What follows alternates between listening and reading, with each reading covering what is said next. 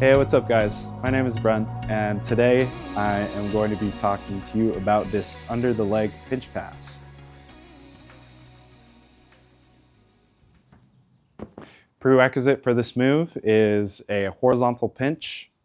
You want to know how to do this pinch with both directions, with both hands. However, to start off, I would recommend doing inward horizontal with your dominant hands, going to an outward horizontal with your non-dominant hands. That's the way I first discovered this, and I'm still not super comfortable doing it with my non-dominant hand. So to reiterate, you start off with a horizontal figure eight going inward. You want to do the horizontal figure eight with the star folded. You want to grab that side of the star. Make sure that your hand is only on one side of the star so that you can grab it with all 5 fingers, do the horizontal figure eight, and then when you want to initiate the under the leg pinch pass, you can let go of the star with all of your fingers except your index finger and thumb to activate the pinch. And then you bring it down under your legs with your dominant hand.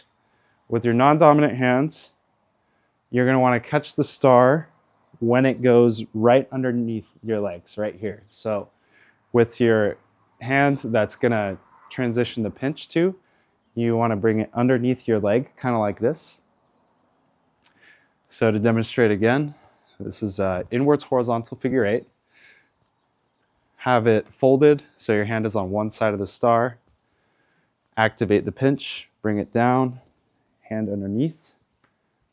There you go. It's a fun way to swoop the star underneath your legs with a pinch.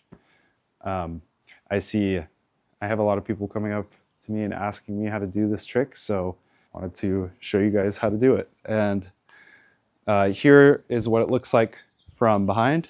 So you're going inwards, horizontal figure eight with your dominant hand. Activate the pinch, bring it low, pinch it with your other hand as it swoops underneath your legs. And that is the horizontal under the leg pinch pass.